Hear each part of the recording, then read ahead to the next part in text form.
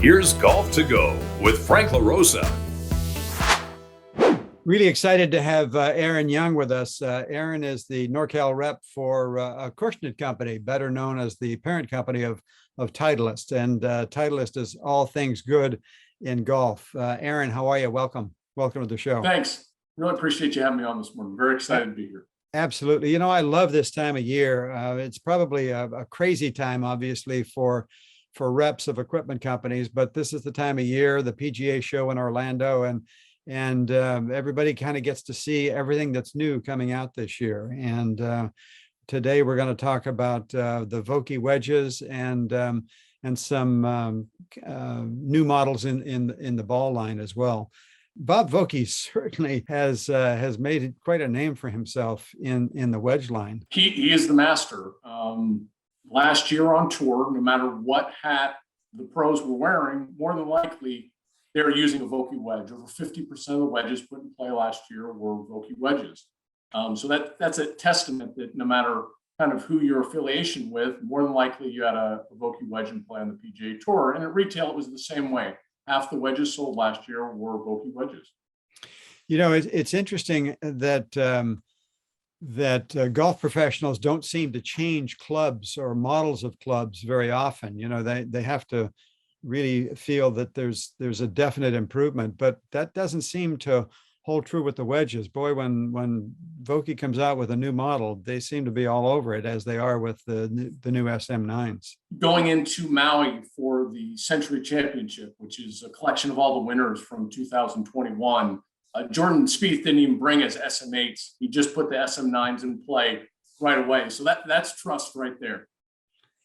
You know, Vokey says that there's three keys to great wedge play. It's shot versatility, distance and trajectory control, and maximum spin.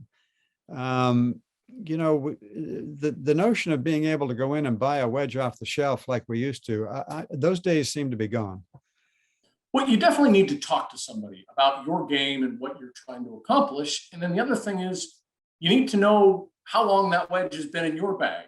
We find that after 75 rounds, you start to lose spin. After 125 rounds, it gets even worse. I mean, you're talking about 8 to 10 feet of spin. So it's important to check your wedge grooves and see exactly what's going on with your wedges. So a new wedge can really help your game, especially us amateurs who don't hit all those greens that the pros hit. You know, Vokey says it's important to know when and where to use your wedges, which I think is a really interesting concept because, you know, many of us amateurs, as you just talked about, will just kind of reach in the bag and grab the wedge and not really maybe think about what the shot is or what that particular loft is going to do for us. It's really important to distance gap yourself properly, especially us amateurs. I can talk for myself, especially. I'm not great at the half wedge. So I put an extra, when I first joined the company, I put an extra wedge in the bag so that every full shot I had a distance that I was comfortable with. Certainly the best players in the world work on the short games more than we do, but it's really important to have about 4 degrees in between each wedge so us amateurs can take that full swing. You don't want to roll up to 80 degrees, which we are 80 yards, and be like, I don't know what club to hit. That's not a situation that any of us are good at. So it's really important to have the correct distance gapping and to have a wedge for every shot that you play, because that's where you're going to play your best golf and save strokes is in your wedge game. You know, there are so many models and options and grinds and things. It used to be if you were you know, simply a picker or a digger, that's kind of how you pick your wedges. But now the opportunity, especially through a fitting, is incredible. You know, and ways to certainly help us when we're on the course. And it's important, as you said, you can pull one off the shelf and talk to somebody and probably get a good fit. But the best way to be fit is to go out and try the different bounces to see, because contact is key around the greens. If you're not making the best contact, you're not going to hit the best shot. So with all these different grinds that we have, we'll give you the best opportunity to hit the best shot with the best grind for you. And that's very individual. As you said, it could be somebody who's real steep like myself or real shallow. And we need to find that and make the best contact, and you're going to hit the best shot with those grinds. And that's why Bob offers all those. You know, for our radio audience, we're going to kind of describe what the new wedge is like. For our podcast audience, you can go ahead and show us that new SM9. SM, you know, is not just a label. It actually means something. Yeah, spin mill. So that's Bob's groove that he started with. And for this year with SM9, we even have more of a precise cut in the groove. And what that means is we're able to go up right to that USGA limit with every wedge that we make. My wedge, Justin Thomas's, your wedge. And if it doesn't meet those tolerances, we can throw out that head and start again. So everybody's going to get the maximum amount of spin with these new tolerances that we cut with these grooves. And then with Bob Vokey wedges, every groove is measured. So we know exactly that you're going to get the most spin possible allowed by the USGA. You know, he talks about the perfect you know, shot with a wedge is somewhere between the second and fifth groove. I mean, that's remarkable that, you know, that he can measure that, number one, but it again speaks to the fact that it's pretty hard to go pick one off the shelf and make sure you're within a 3 groove limit there. His R&D training ground is the PGA Tour. And when you look at a tour player's wedge, you'll see a little round wear mark between that second and fifth groove. And so that's how we know that that's where you're going to make the best contact. And then what we do with the Vokey wedges is we isolate the center of gravity depending on the wedge that you select. So for example, if you're playing a 50-degree wedge, more than likely you're hitting a lot of full shots with that. So we have the center of gravity a little lower in the club, and that matches up with your pitching wedge to get the best yardage. And then as you move up into the 54 and 56, the CG is raised a little bit. You hit a lot of different shots. You may open that up a little bit. So you may hit a little bit higher on the face. And then finally, in the 58 through the 62, the center of gravity is up and it's toward the face. And that's where the best players in the world want to flight their wedges. Because when you can flight your wedges, you're going to get the best distance control with the most amount of spin.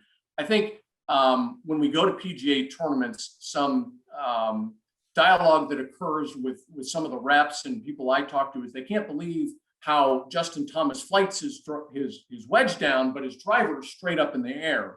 And that's how he knows that's his best distance control, is flighting it in there. And that's what we try and do with these new SM9s, is isolate the center of gravity and get the best, as we talked about, the best distance control with your wedges. And that's what happens in SM9. With the new equipment coming out, we all want to get really excited about the new drivers and, you know, are we going to hit it farther and all of that.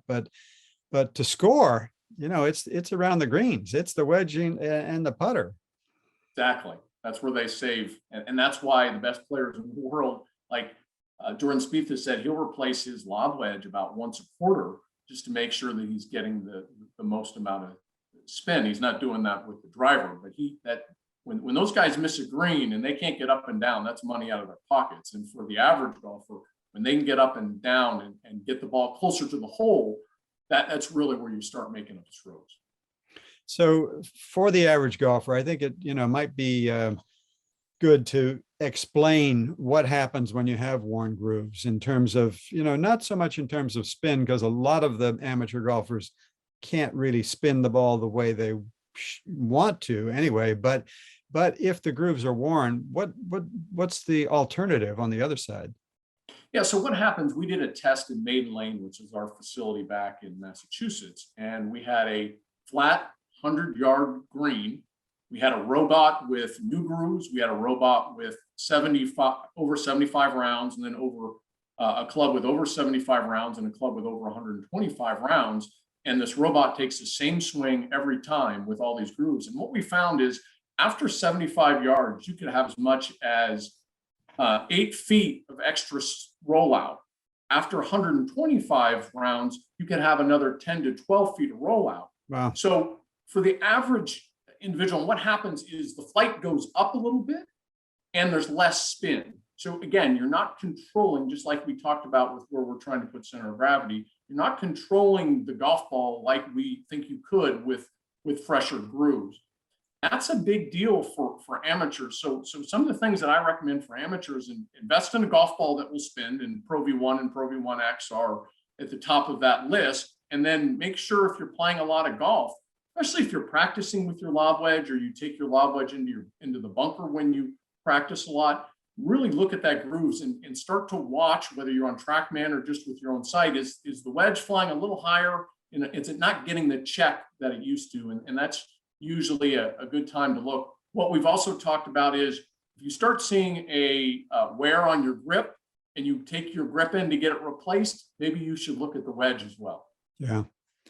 When you think about the fact that, there's people are looking for tools, to sharpen the grooves and all of that. Quite frankly, the price of a wedge is not that far out of line that you can't replace it, after 75 rounds or 100. I mean, it's a good investment at that point. It's a really good investment. When you're talking about $500 or $600 on a driver, and you're talking about maybe $170, $180, $150 for a new wedge, it's really going to help your game, especially as amateurs. As I said, we don't hit all those greens that the fellows on TV and the gals on TV do. Yeah. So once we've decided or gotten fitted and figure out what lofts we're looking for and that sort of thing, there's lots of different finishes available in these wedges as well to personalize. Absolutely. So we have 3 finishes: Tour Chrome, which is the most popular, and that may look a lot like the iron set that you're playing with. And then you go to a Brushed Steel, which is kind of a light darkness to it. It won't rust.